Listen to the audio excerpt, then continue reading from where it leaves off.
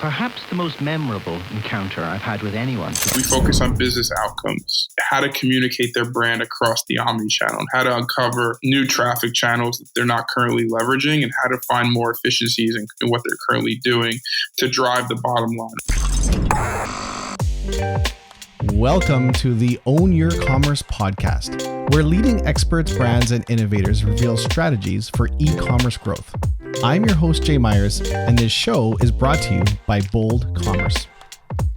Hey, everyone, and welcome to Own Your Commerce. This week, we have Steve Weiss on the show, and Steve I met Steve about 3 years ago.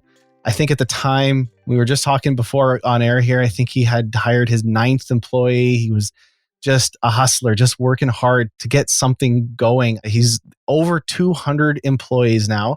He's really a lifelong entrepreneur. He's a marketer. He's the founder and CEO of MuteSix, an award-winning full funnel digital and creative studio founded in 2014. He's responsible for the overall vision and strategic leadership of MuteSix. And fun fact about MuteSix, I think they have more case studies done by Facebook on them than any other digital marketing agency, I believe. Is that correct still, Steve? Haven't counted recently, but at one point. Okay, well, we'll go with that. Thank you so much for being on, man. Really appreciate you coming on the show. I won't go back and check. Can you give us a little quick background on why MuteSix? What is MuteSix and why did you build this company? Moved out to LA in 2012. As I said earlier, when we first started talking, Jay, from New Jersey. And at the time I experienced Hurricane Sandy, which for a lot of us who are from New Jersey was a very difficult time to be living in that area. And sadly, I had a lot going on in my life. My stepfather was one of the 11 people who passed away in the storm. He was a hero to me, to say the least. He was an African American man, and growing, even during these times, just seeing like him as my hero. I'm proud to say that he's my hero all the time. Seeing the injustices that he went through on a daily basis empowered me as a kid. Like, I didn't really see or understand race growing up. And I think a lot of us who grew up in a very diverse neighborhood never understood what it was like to be an African American man in the U.S. So, I took it for granted. I called him dad. I called him, he was a rock to me. His name was Len. I didn't see him as anything else. And I think seeing the way he passed away, I wanted to get out of New Jersey. I wanted to try something new. And I moved to LA originally to be a stand-up comedian. I had a lot of sadness in my life, a lot of crying, a lot of sleepless nights of just missing and just, wishing that he was a part of my success. And I moved to LA with hopes and aspirations of a new life and being a comedian, and having a background in creative. I saw that there was a massive opportunity with Shopify and Facebook. Those are the two places that I think, naturally I was using Facebook advertising to get people to come to comedy shows. And now I'm like, well, not only will consumers come to shows, but they will also consume product. So in an effort to make money and to be able to survive, at the time I was living in my car and underneath a gym in an effort to survive, which, more or less thrive. I started consulting with brands on both the creative side, having a background in all of the Adobe products and post-production editing. And I started, chopping up videos for Facebook personally. And I saw that there was, from partnering with these brands, I saw that there was this massive disconnect and misunderstanding of creative and performance. And I set out to more or less build initially a collective around creative and performance marketing, which is more data-driven, and then creative. And if I could educate creatives in terms of what it takes to be successful on digital, I could educate my more performance-driven marketers on my team what it's like to build great creative. You have the recipes for success that we can then duplicate across a multitude of brands. In a very humble way, that's how we started. I never raised any money. It was me living in my car first, and then just being able to, keep building on success. I found a great business partner, and, before you know it, 2019, we We sold the business to, we had a liquidity event. We sold the business to Dentsu, one of the large advertising holding companies. And just shows, if you set out with a great vision and you invest a lot in your team, good things happen. Amazing. I didn't know. I mean, I know a little bit of the background, but I actually didn't know a lot of that. Thank you for sharing all that. That could be a movie, man. No.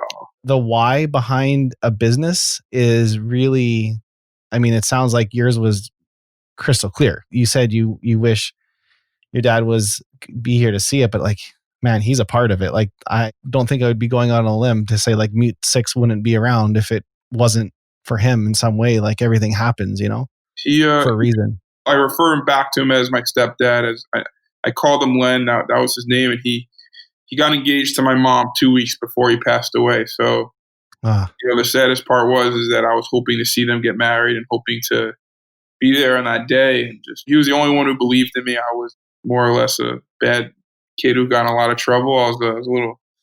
I thought I knew everything as a kid, and I hustled, and I'm sure we all have similar stories of just being a little rugrat, not getting into trouble. And he was the one guy who would always understand and empathize and believe in me. And I think we all have those people in our lives as entrepreneurs. Mm-hmm. There's one or two people that no matter what, they believe in you. Yeah.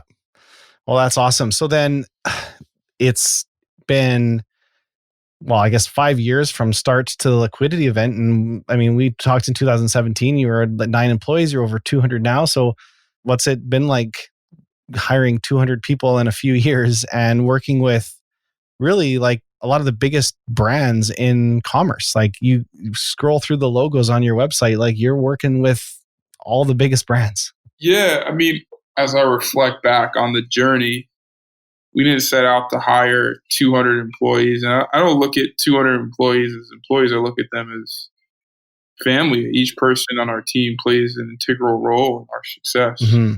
And it's very important, I think, to look at people for people. I think there's a certain type of people that we always look to hire. We don't always go after the smartest person. We don't always go after the person with the best resume. We go after the person that has a unique background, that brings something unique to the table, that thinks about life differently. And I think diversity and inclusion is something that's, I think, the fabric of our organization. It's something that we're always trying to find out how we could become better at, because I think the keys to success in marketing is that you want to bring people that have different backgrounds and different ways of thinking about life to the table, and everyone shares their thoughts of how to market this specific product. And I think that's been the beautiful part of MuteSix, is that we do celebrate the diversity that we've been able to build inside the organization. But it's never enough, man. It's never enough. I think that's one of our pillars we're going to be coming out with, is like, how do we be more diverse and more inclusive? Yeah. And every mountain peak you climb to, you just realize there's another one on the horizon. So it's interesting, right? As an entrepreneur, I mean, you're 350 employees. I think that like you have to always change and evolve. I think if you're doing the same thing for more than 6 months, you're going to be falling behind. That's just the truth, if you're not evolving. I think even just like if you're the same company for 6 to 12 months, you're not evolving. Like I think like every 6 months, like, man, we're a totally different company now. Couldn't agree more. And I just think we were lucky. We had, I think, like if you look at all successful companies, we had a great core group, an incredible core group of people. And that's what really allowed us to grow around this great core group. Yeah, that's critical. That's what the company's built on. Those are the bricks, the foundation that makes it strong. Yeah. So I want to touch on something you just mentioned. Okay, so like obviously you're at social media, but from a very practical standpoint, just for people listening. So you work with brands to help them build. Is it mainly just paid social campaigns, or is it broader than that? Is it a full social strategy? When a company comes to MuteSix, what is it you do with them? We like to think we focus on business outcomes. So we're focused specifically on is how to communicate their brand across the omnichannel, and how to uncover new traffic channels that they're not currently leveraging, and how to find more efficiencies in what they're currently doing to drive the bottom line. We're always looking at the bottom line number of the business. I think that's the key. I think the recipe for success is to not just look at channels, by themselves, but understand the impact these channels have across the whole conversion flow and across the whole business. So we help companies understand their data. We also help companies really build out a strategy across all their channels focused around business outcomes. And so when you're saying channels, people use those terms differently. Are you talking sales channels or social channels? Both. I mean, I think that, sales channels and social channels are one and the same. So you look at that's a good point. Organic and earned on Facebook or, TikTok. We do a lot in TikTok right now. TikTok is a major sandbox that we're playing in. Obviously, YouTube is, one of the agencies that really does YouTube well as far as being able to do YouTube for acquisition. All Google properties, search and shopping, et cetera, et cetera. You mentioned TikTok for a second there. I had that on my list of things I wanted to talk about. Obviously, this is a growing platform. Do you think it's the next big thing and it's here to stay? Have we passed that point? Where are we at with TikTok? I think TikTok is here to stay.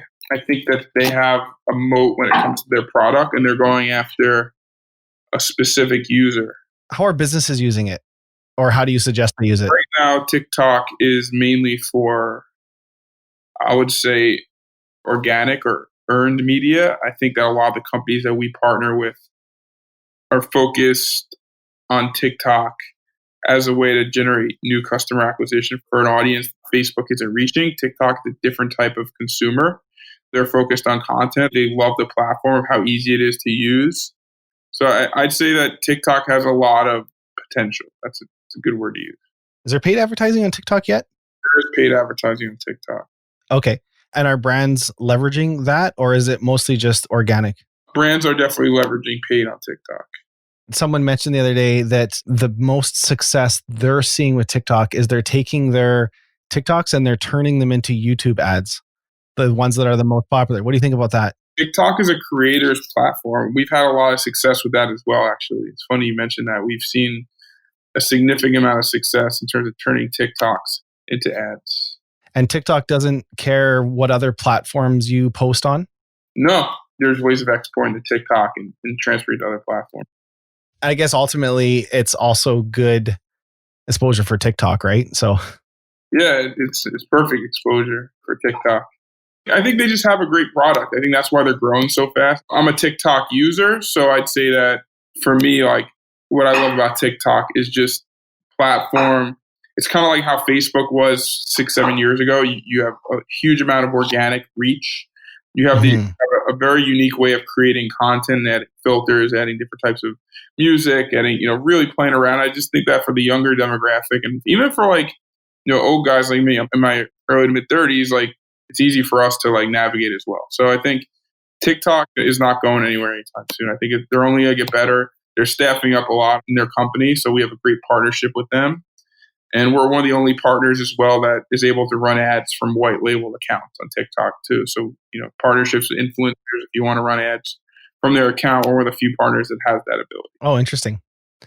Yeah, TikTok, I think my perspective is I think it really taps into the human need to create, and people want to create. Like, I mean, you go when you were a kid and you got a video camera, you wanted to film and make something, and like TikTok makes that so easy to cut spots, add music. And it's like, my daughter is 6 years old, but she has a cousin who's 13 and she makes TikToks with her, but she doesn't look at them. She doesn't look at them once it's on the platform. She's 6 years old, but like she loves to make them, but she doesn't really like enjoy making a post on Facebook. So there's like an innate need to create content, and TikTok I think they've tapped into it perfectly.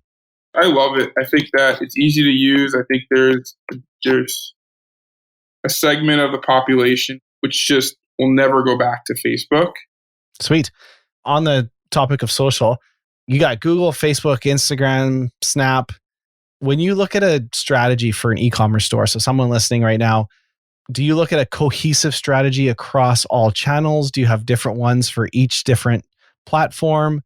I mean, maybe I'll let you speak on that a little bit, but like, which one would you focus on the most? And maybe can you talk a little bit about how an e-commerce brand specifically which I think is mainly what you focus on is e-commerce brands, right? I think you have a few outside, but anyways, like where would you start as far as thinking about a strategy, leveraging all, or would you recommend starting with one? I'll leave it open-ended, I guess.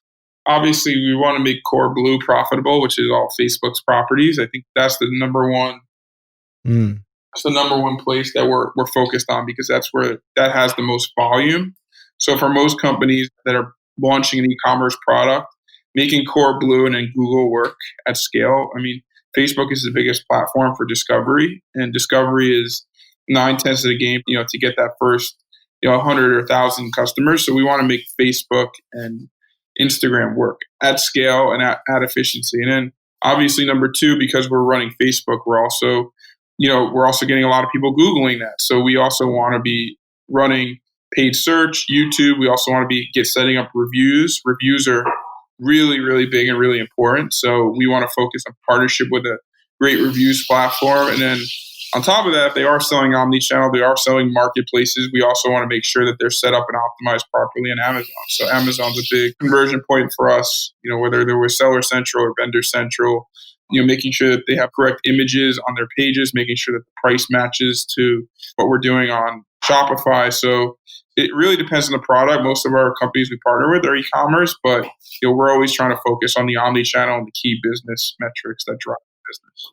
And when you say reviews, are you referring to like reviews on the product page, like the 1 to 5 star, or customer reviews that they like a video review or something like that along those lines? Reviews, partnering with like an Okendo or a Yotpo or one of those partners that we all love. Obviously, there's pretty great review companies where we partner with a lot of them. So Okendo, Yotpo, Stamps.io, all those great companies. The content you create, is it created by MuteSix, or do you leverage user-generated content? UGC is a big part of our offering. We have a whole influencer team that reaches out to influencers and gets UGC and creates strategic partnerships with creators. I think that's the huge reason why we've been able to be successful is that we've empowered networks of creators for almost all the brands that we work with. Are you posting them through the brand's channels or still on the individual influencers' channels? We're posting them both. We're posting them on both the brand channel as well as the influencer channel. We're getting access to their accounts to run ads from as well. On the topic of influencers, where's that going now? It boomed. It did really well. This is we're not in the advertising space. You obviously know better, but like my perspective is, you can tell me if I'm totally wrong, but it boomed. Then obviously a lot of like not fake influencers, but influencers with maybe not the most solid followings were appearing. Now it seems like there's this trend towards, I don't know if you call it like micro influencers, like influencers that maybe don't have the millions, but they're small, micro, and you work with a lot of smaller influencers than like a few large ones. Is that an accurate view? Yeah, I think what we're trying to do is we're trying to work with creators. Like we're trying to find people that create great content. We're less concerned about how many followers they have or all the other more or less vanity metrics. We're more focused on the type of content they create and the voices that they have. And how do you find these influencers? Is there marketplaces for them, or do you scour Instagram and look, or do they approach you? Or our team actually goes out and finds them, mainly TikTok. We're focused almost singularly now on TikTok, but we in the past we've done a lot with Instagram, and there's a lot of different networks that we've tapped. I'm not 100% expert at how we source, but I know we have a couple of great partnerships. Is people who are influencers on TikTok also influencers on Instagram, or do they pick a channel and that's it? Mainly they pick a channel. Interesting. So influencer marketing is, by your opinion, definitely not dead. It's just evolving. It's definitely just evolving. Definitely. I think we're at the first base to it. Yeah, it's kind of figuring itself out. Where Zuckerberg last year, I think it was, where he said social is, I can't remember the exact quote, but something to the extent of like social media is going private. And as opposed to on all the public forums, there's private groups, private DMs, private threads in Instagram. And that seems to be how a lot of the kids now, I say kids, communicate. Like instead of posting, like, everyone I know who's under the age of 25, they have, Snapchat groups they share to, or Instagram groups, or that are a little bit more private, then how are brands approaching and managing that to the audiences that maybe aren't as interested in the general feeds? What strategies do you recommend around that? This is definitely a different type of consumer. I think that's what we're seeing is the Gen Y consumer. I agree is very different. The feed and the stories just aren't as interesting to them as the group setting, as smaller groups, more privacy, et cetera, et cetera. That's why, the WhatsApps, Snapchats, like smaller group chats. And I think like we're trying to empower brands to build those small communities around their customers and a place where a lot of their customers feel empowered to be able to communicate. That's what I think is the future, is going back to thinking about community and not just thinking about paid media. Interesting. And I mean, as far as direct messaging, do you work with brands on that, or is that outside of your scope? Like, I know a lot of companies have had a lot of success directly messaging people that comment on their posts. So they'll run post that gets a ton of engagement, and then they message the people that comment on the post, almost like they have just full-time staff messaging people that comment, creating this crazy engagement. I know Pura Vida bracelets is like really good at this. There's a number of others. Like, is that something you work with brands on, or is that's outside, that's for them to figure out on their own? So just so I understand your question, you're asking if we respond in messages, like we respond to social comments, or not that like MuteSix does the responding, but like helps brands figure out a strategy. So like scenario might be that you have a post and the goal is it's a certain product and all the comments on it. Like, how does a brand then DM those comments in a way that's like not salesy? Do they, I mean, I guess it has to be on brand. It has to be their voice and their message. And it really depends on like what they're messaging. I think it's more or less like, how does this sound? How does the brand add something to the conversation? I think that's the biggest thing that that I think we're focused on, is like, you don't want to use these channels to be very sales focused. We do a lot of text messaging, but that's more on the CRM side. But I think messaging, like DMing, like we're definitely not like encouraging brands just to DM people based on them responding without being inside the conversation. Right. Okay, so if you had two businesses, one has $1,000 a month budget and one has $100,000 a month budget, for the business that says, okay, I'm ready to start advertising on social and I've got $1,000 a month, what would you spend that $1,000 a month on? You like what channel? Yeah. Say it was your company and you were selling Steve's Air Jordan shoes and Steve Airs and Air Steve's, and you wanted to drive as much traffic or sales or bottom line growth, however you metric, like what would you spend Steve's $1,000 a month on? There's a lot of like kind of variables. So it depends how much do I have an unlimited amount of supply of the product? And, first I would probably find a couple creators that are inside the segment of the people I want to target. I'd have them create content around the product. And then I'll then take that UGC that they generated and ask access to use it from their page. And I would start running ads from their page directly to my site. And then I would start optimizing the site, gathering user data off the shopping cart, and start building out a CRM. But to answer your question, I would probably would start off with Facebook as a channel. Mm-hmm. Can you advertise through any personal account? You could definitely advertise through any page, not personal account. It has to be like a page. Any page. Okay.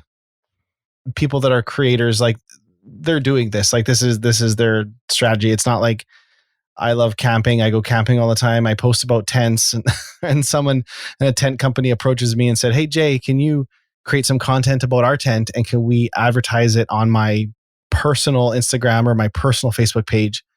That's not the case. These are people that have pages created already for content. Correct. Area. Okay. Do you ever do that? Is that ever a scenario where you guys find someone that's just creating content and then you help them get into that space, or that's on them? Yeah, I mean, it depends the scenario of what the outcome we're trying to drive. But if there's a great content creator, we like to partner with them. See if there's brands that we could partner on, see if there's projects we could partner on. It really depends on the situation. Yeah.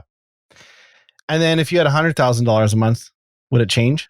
Depends where the business is. I mean, there's obviously like, just because you have money to invest doesn't mean that you want to invest it all in one place. I mean, I think I had $100,000. I'm probably creating more products, more content. I'm probably partnering with more creators, and I'm probably doing what I would do at $1,000 and figuring out how to get data back quicker and how to get payback from sales to pay for media quicker. So I think I'd be more aggressive at 1,000.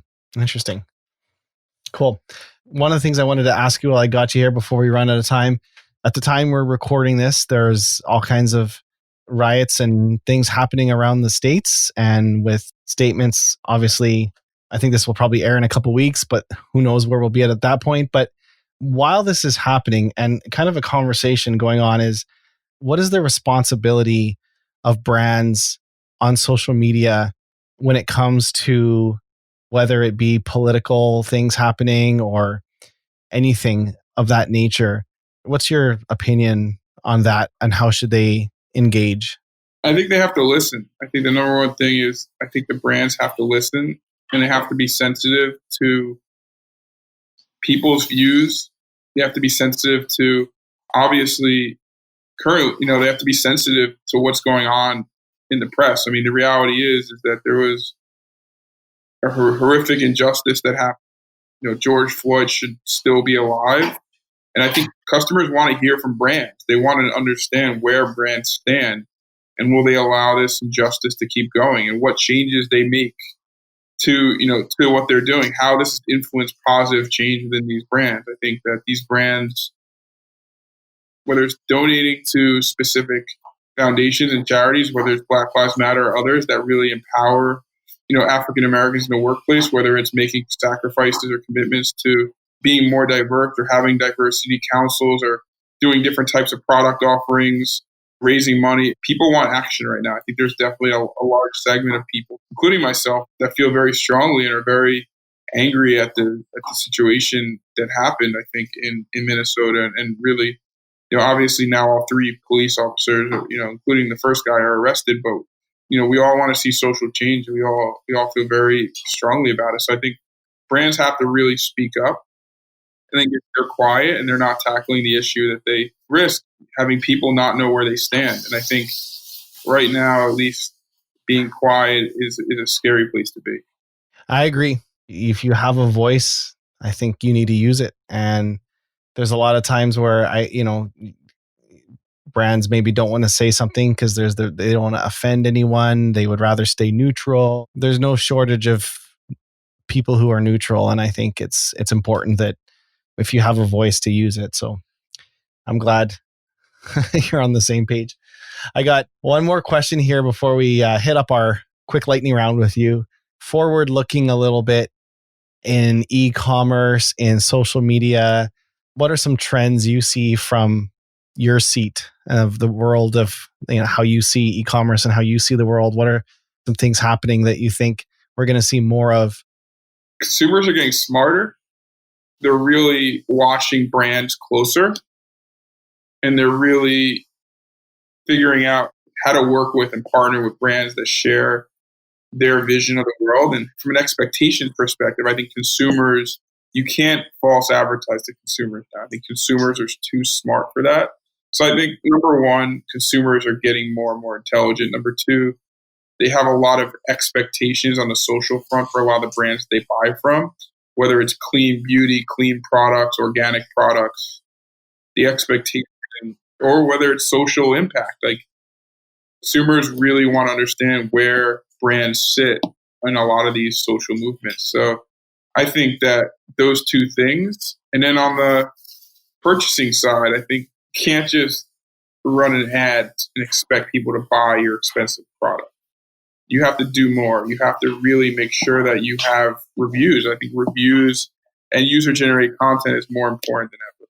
I think that's something that's come through really loud here in this conversation. And I just found it interesting that was the first thing you said when you had your Air Steve shoe company, was you'd go out and you find creatives. And I would be willing to bet if I asked 100 merchants their first strategy to growing through a social channel, it wouldn't be that. They would run ads and use just whatever audience they could select in Facebook and probably blow 80% of the money.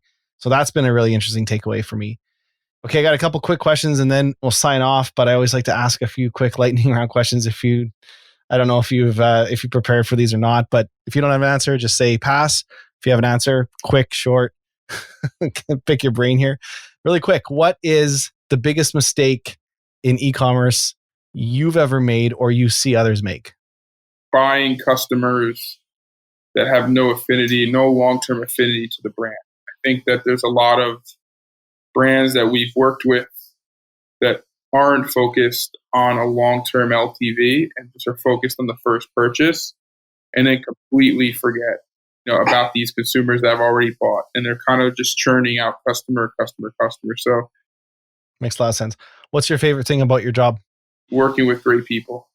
What's your favorite online store or the last place you bought something? I want to be very clear. Hopefully this doesn't come across as my view on society, but it was on Judy.co. It's the survival, the cool survival bag company. Oh, cool. Yeah. Well, I know you recently bought an engagement ring. I thought it might be that. Yeah, So. No, I didn't buy that online though. Okay. All right. I didn't wait for that thing to come in the mail, and although they did, I was Googling on Amazon. They do have engagement rings on Amazon, which is interesting. Did you ever hear about this? Was a few years ago that the guy, I think it was Facebook, he sued. I don't know if this lawsuit actually went through or not, but he was looking at engagement rings, and then his wife was on Facebook and she started getting ads for engagement rings, and she somehow, asked if he was looking for it. And did you hear about this? No, I didn't. No, but it sounds similar to. Sounds like it's a reasonable algorithm that Facebook might use. If you could give everyone listening here one tip related to e-commerce, anything, what would it be? Focus on the needs and expectations of the consumer. Perfect. Most of our listeners, because they're merchants, they own a business. Any favorite quotes that Steve has on his wall somewhere or in a notepad or in his phone that you live by? Be the change in this world inside yourself that you want to see in the world. Yeah. And what's your favorite book? I read a lot about Abraham Lincoln for whatever reason. Oh, really? And I just finished reading this book called Lincoln the Unknown, which is written, as weird as sound, by Dale Carnegie. So I love, that's one of my favorite books, is Lincoln the Unknown by Dale Carnegie. It talks about unknown stories about Abraham Lincoln, about all that he experienced in his life. And I like anything history and biography is just right. Next book I'm reading now is about Cornelius Vanderbilt and the steamboat. So that's definitely. That's interesting. Yeah, you can learn a lot about the now from reading about the past. So cool. Well, Steve, thank you so much for being on, man. I really appreciate it. I guess the best place to find you is MuteSix.com. Yep, MuteSix.com. Okay. And if anyone listening has any need for a world-class, what do you call yourself? A digital marketing agency? Performance marketing agency. I love it. Where creative and performance are balanced. I love how you said that in the beginning. You saw the disconnect between creative and performance. Check out MuteSix. Steve is one of the salt of the earth people I've ever met. Actually, man, I forgot to tell that story at the beginning. When one year I was out I got to tell the story. I was in San Francisco and you drove all the way from LA to can't remember if you drove or flew. And Snoop Dogg was at your office. You were filming an ad campaign for Snoop, and you came up and because you wanted to meet and hang out, and you walked in. It was the Shopify Unite conference. Yeah. Yeah. And I was like, hey, and then you told me that Snoop was, I'm like, man, you came to see me instead of Snoop Dogg. So yeah, I didn't realize Snoop was in the office, in fairness. Oh, here I go. Now I thought you left all. I wish I could go back in time. Yeah, I totally missed a filming, but that's all right. We got to meet face to face. I would have met Snoop over me though. I don't blame you. All right, man. Thank you so much for being on. I really appreciate it. Cool, man. Likewise. We'll chat soon. That's it for another episode of Own Your Commerce. If what you've heard has helped you in any way, I'd love it if you'd leave us a review in iTunes or Spotify or wherever you listen to your podcast. It's a new podcast and reviews really help spread the word. And if you know someone you think that might benefit from this podcast, share it with a friend. If you'd like to learn more about Bold, visit boldcommerce.com. You can view all our past episodes, and if you have a story you'd like to tell, we'd love to have you on the show. You can apply to be a guest or suggest a guest on our website as well. That's all for now, and we'll see you next week.